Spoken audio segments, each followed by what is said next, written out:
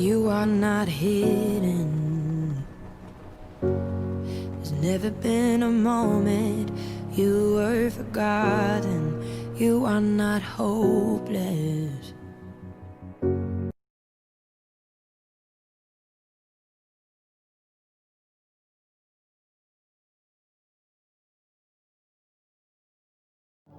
Dieu ouvre un chemin, là où tout semble fermé. Il œuvre pour toi dans le secret. Il ouvre un chemin pour toi. Il Sera ton guide en marchant tout près de toi. avec amour, Force et sagesse, il ouvre un chemin pour toi. Il ouvre un chemin. Oui, Dieu ouvre un chemin pour toi ce jour nouveau. Dieu ouvre un chemin pour toi cette semaine nouvelle. Dieu ouvre un chemin pour toi dans ce mois nouveau. Chaque jour que Dieu fait déclare sa parole est un jour de joie, est un jour d'allégresse. Nous bénissons notre Dieu pour ce privilège et cet honneur qu'il fait à chacun de vous et nous de nous pouvoir être à ce rendez-vous divin de la table du Seigneur, là où la nourriture est donnée par l'Éternel Dieu, et qui déclare que l'homme ne vit pas seulement de toute parole qui vient des hommes, mais la parole qui vient du ciel. Béni sois-tu pour ta présence. Saint-Esprit, nous voudrons te laisser toute la place. Nous voudrons t'inviter maintenant à nous conduire dans tes oracles au nom de Jésus-Christ de Nazareth. Bien-aimés frères et sœurs en Christ, je vous salue nombreusement, je vous salue chaleureusement, je vous salue fraternellement dans l'amour de notre Seigneur et de notre Dieu. Nous sommes ce matin à notre rendez-vous, nous pouvons l'appeler acte 4 du thème général, le Dieu de mes rêves. Acte 4 du thème général, le Dieu de mes rêves. Et aujourd'hui, nous allons aborder ce thème aussi délicieux, ce thème important pour notre palais, pour nos oreilles, les complices du rêve de Dieu. Les complices du rêve de Dieu. Nous tirons notre exhortation de Psaume 139, le verset 17 au verset 18, que je lis comme suit.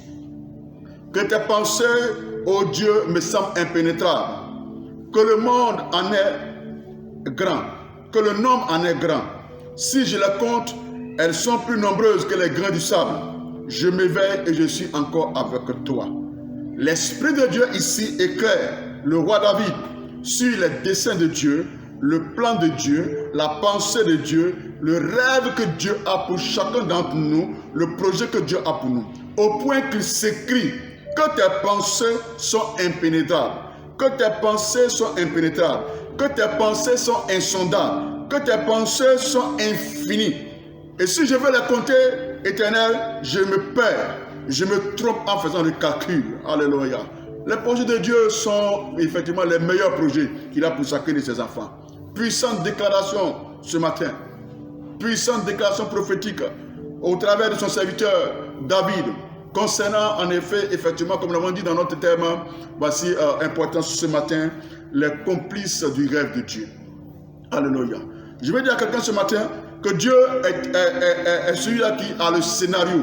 Dieu est celui qui a un scénario pour ta vie, dont lui-même connaît ce n'est quand il interviendra, le rôle de telle ou de telle personne. C'est-à-dire qu'il est le metteur en scène, mais toi, tu es l'acteur principal de ce scénario de Dieu dans ta vie. Et Dieu lui-même en est le metteur en scène. Ça, ce matin, qu'il y a des rêves que tu réaliseras toi-même, mais d'autres se réaliseront au travers d'autres personnes. C'est ce mystère que j'appelle les complices du rêve de Dieu. Alléluia. De même que le Seigneur te donne un rêve, voici, sache que ce rêve-là existe déjà dans la pensée, dans le rêve de Dieu, dans le dessein de Dieu pour toi quand Dieu donne un rêve. Ce rêve existe déjà. Alléluia. Mais c'est seulement une question de temps, que je pourrais appeler le temps chrono ou le temps kairos de Dieu. C'est-à-dire que le temps défini dans effectivement les jours et le temps comme opportunité que Dieu te donne pour entrer en possession, voici, du rêve qu'il t'a donné. Mais lui seul gère ce scénario-là. Sinon, sache que ce que Dieu dit, ou sache que son rêve s'accomplira toujours pour chacun d'entre nous. Ce matin, nous voudrons parler, aborder, voici très sérieusement, les complices du rêve de Dieu.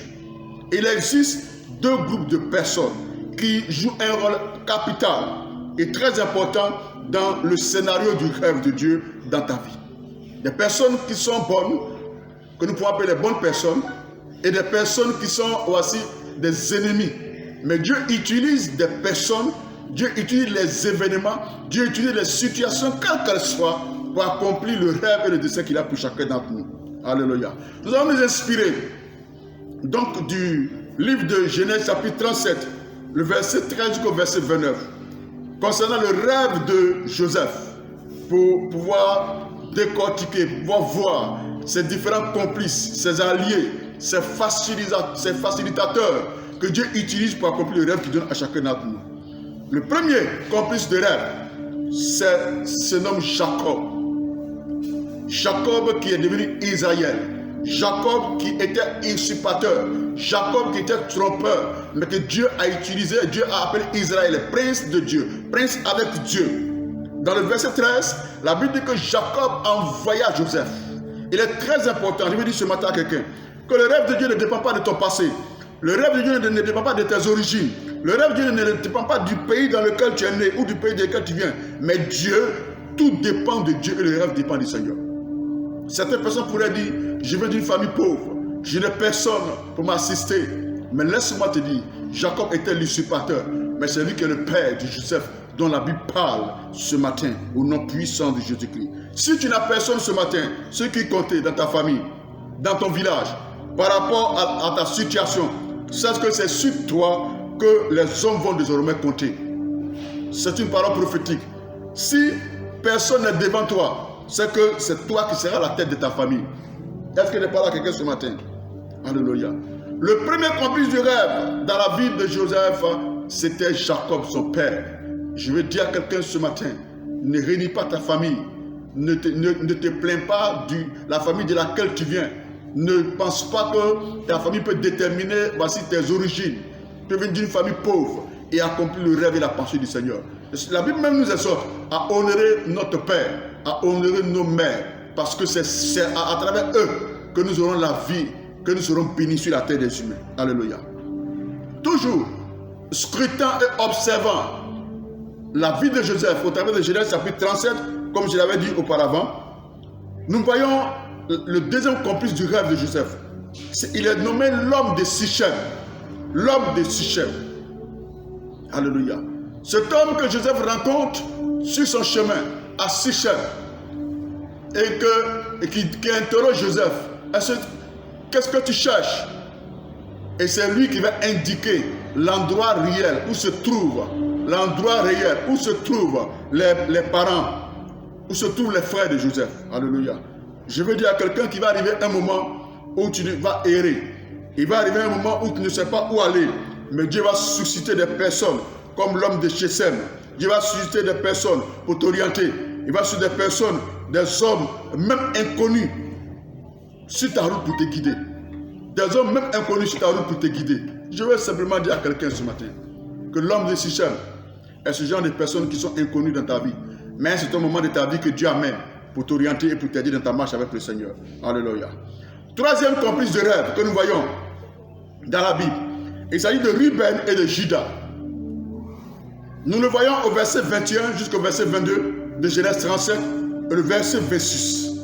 Alléluia. Et il y a toujours des hommes qui chercheront à te nuire dans l'accomplissement du rêve de Dieu. Il y a toujours des hommes qui cherchent à te nuire, à te causer du tort, au pire même à te tuer. Jésus n'a-t-il pas dit dans Matthieu 10, verset 36, que l'homme aura pour ennemi les gens de sa maison?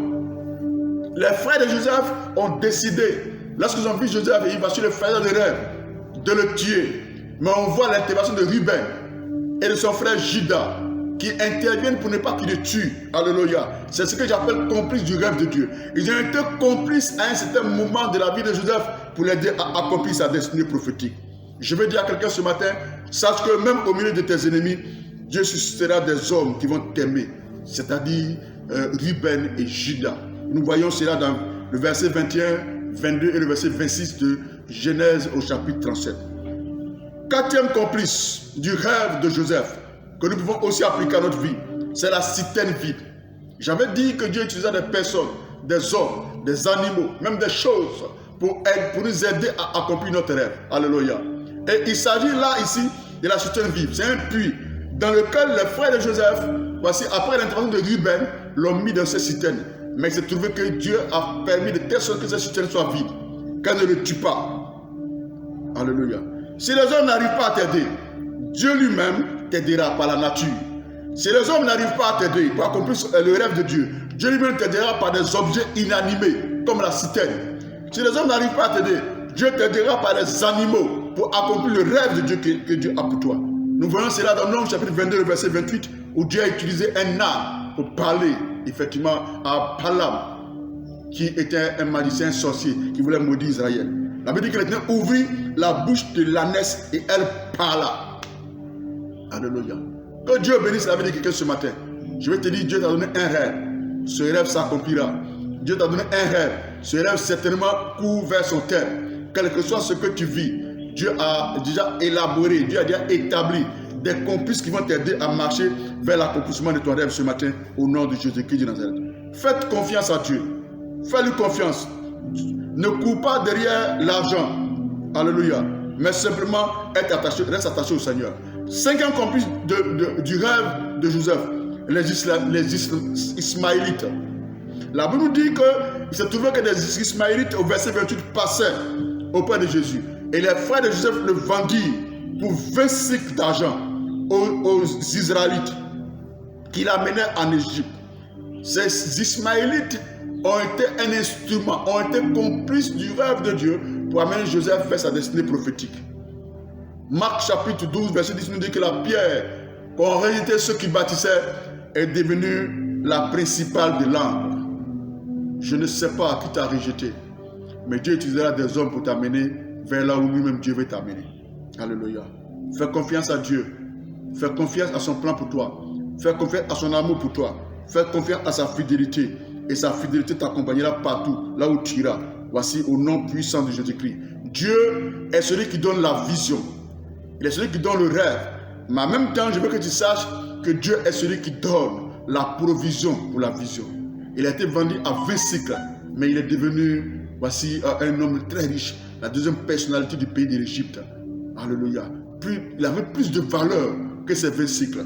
Que le Seigneur bénisse la vie de quelqu'un que il souffre. Le Seigneur n'a-t-il pas dit dans le psaume 23, l'Éternel est mon berger, je ne manquerai de rien. À quel niveau es-tu? Es-tu au niveau où tu as été vendu? À quel niveau es-tu? Es-tu au niveau où tu as été rejeté? À quel niveau es-tu? Au niveau où tu te sens que tu es dans un puits, dans un trou profond? Sache que le Seigneur agit. Et il agit certainement au nom puissant de Jésus-Christ de Nazareth pour l'accomplissement du rêve du Seigneur. Alléluia. Sixième complice du rêve de Dieu. Notre avant-dernier point pour terminer, c'est Potiphar. Les Ismaélites l'ont emmené aussi en Égypte et l'ont vendu à Potiphar. Dans Genèse chapitre 39, le verset 1 à 2, la Bible dit que Joseph était dans la main de Potiphar et tout ce qui touchait prospérait en ce lieu. Parce que Dieu avait mis une grâce sur sa vie. Voici, j'ai appelé cette étape de la vie la semaine dernière comme l'étape du stage pratique. Alléluia. Joseph devait gérer en réalité, voici toute l'Égypte. Mais chez Potiphar, il était déjà en apprentissage de gestion, en apprentissage d'économie, en apprentissage, voici, d'administration, voici, d'une maison. Alléluia. Et ça, c'est un complice du rêve de Dieu. C'est ce même Potiphar qui va amener Joseph en prison. Et là, nous rentrons maintenant dans le septième complice du rêve de Dieu, que nous nommons ainsi le chef des essentiels et le chef des panetiers, que je trouve en prison. Alléluia. Dieu va utiliser ces deux personnes. Dieu va leur donner des rêves et des visions que Joseph va expliquer. Alléluia. L'un oubliera Joseph après sa sortie, mais le second se souviendra de Joseph. Et c'est à partir de là que le déclic, voici, a été manifesté. Comme le psalmiste l'a dit, voici que les pensées de Dieu sont impénétrables. Les pensées de Dieu sont insondables. Qui peut les connaître? Alléluia. Nous voyons que Dieu qui avait dit à Joseph à 17 ans, voici qu'il allait avoir une destinée glorieuse par des périphéties et par des complices de l'Éternel. Voici ce rêve va vers son accomplissement. Je veux dire à quelqu'un ce matin que Dieu arrangera les choses dans ta vie de telle manière que ceux qui te dépassaient dans la société soient sous ton autorité. Potiphar était l'autorité qui commandait Joseph. Mais Joseph, il est redevenu sous l'autorité de Joseph. Alléluia. Je veux dire que dans la vie, il vaut mieux avoir la crainte de Dieu que non celle des hommes. Les complices du rêve de Dieu sont des personnes. Les complices du rêve de Dieu sont des choses. Les complices du rêve de Dieu sont toutes situations, bonnes ou mauvaises, qui sont des aides, des facilitateurs nécessaires à la réalisation du rêve du Seigneur. Ici, nous voudrons simplement te souvenir de cela. Rien ne se passe au hasard dans la vie d'un enfant du Seigneur, dans la vie d'un enfant de Dieu. Quand Dieu te donne un rêve, Dieu utilisera des personnes, Dieu utilisera des situations, Dieu utilisera des hommes, Dieu utilisera même des animaux pour t'amener à réaliser effectivement ce rêve que Dieu t'a donné. Je les ai appelés les facilitateurs, je les ai appelés les aides. Mais en ce jour particulièrement, nous avons nommé ces aides-là les complices du rêve de Dieu. Ouvre bien les grands les yeux, sois en esprit pour comprendre ce que Dieu t'a fait pour toi. Nous allons donc en ce moment, ce matin, nous incliner dans la prière afin d'activer la grâce de Dieu sur ta vie. Nous allons donc prier avec le groupe musical. Nous allons donc prier pour le premier sujet de prière. Chante avec nous. L'esprit est disponible ce matin. Je te fais confiance. Oui, fais-lui confiance pour sa fidélité. Je te fais confiance. Ce n'est pas facile pour moi. Oui, ce n'est pas facile pour moi, Seigneur, de chanter ce refrain. Oh, mighty God. Je te fais confiance. Oh, je te fais confiance. Ce n'est pas encore fini.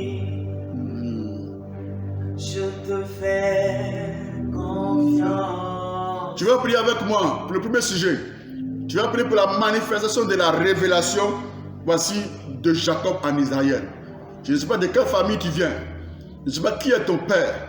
Mais ton père, tu n'es pas né dans cette famille au hasard. Tu vas prier que ton père soit transformé, soit qui était Jacob, soit manifesté en Israël pour l'accomplissement de ta destinée au nom puissant de Jésus-Christ de Nazareth. Prie pour ce premier sujet au nom puissant de Jésus-Christ de Nazareth.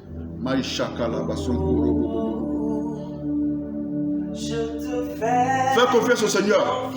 Il est en train de faire conquérir toutes choses au bien de ta vie. Au nom de Jésus-Christ. Tu vas prier ce matin pour l'accomplissement, pour la venue de l'homme de Sichem. L'homme de Sichem était un inconnu. Mais quand il vient dans ta vie, il t'oriente, il te guide vers l'accomplissement du rêve du Seigneur pour toi. Prie ton Seigneur pour la venue de l'homme de Sichem dans ta vie. Au nom puissant de Jésus-Christ de Nazareth. C'est toi qui crée un chemin. Prie et fais appel à cet homme de Sichem au nom de Jésus-Christ de Nazareth. Nous te faisons confiance, Seigneur, agis maintenant. Dieu amène cet homme vers toi. Dieu amène cette femme vers toi pour te conduire vers ta destinée. Nous te faisons. Tu vas prier maintenant dans le nom de Jésus-Christ de Nazareth. Troisième sujet. Que le Seigneur suscite des Ruben et des Judas au milieu de tes ennemis. Je sais que tu as attaqué, je sais que tu as abattu, je sais que tu as opprimé. Mais que Dieu, pour l'accomplissement du rêve de Dieu, Dieu t'amène ces complices que sont Ruben et Judas au milieu de tes ennemis au nom de Jésus-Christ. Amène-les, Seigneur.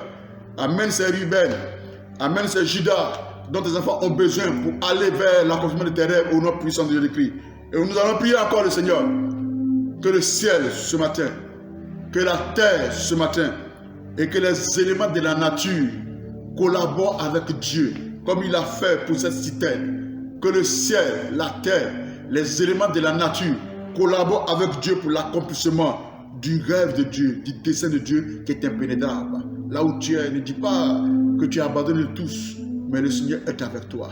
Au nom puissant de Jésus-Christ, que Dieu suscite, voici des aides, que Dieu suscite des complices ce matin pour l'accomplissement du rêve de ta vie. Que Dieu amène des bienfaiteurs comme Potiphar, que Dieu amène des bienfaiteurs comme effectivement ce panetier, comme effectivement cet échanson, plutôt pour accomplir ton rêve ce matin.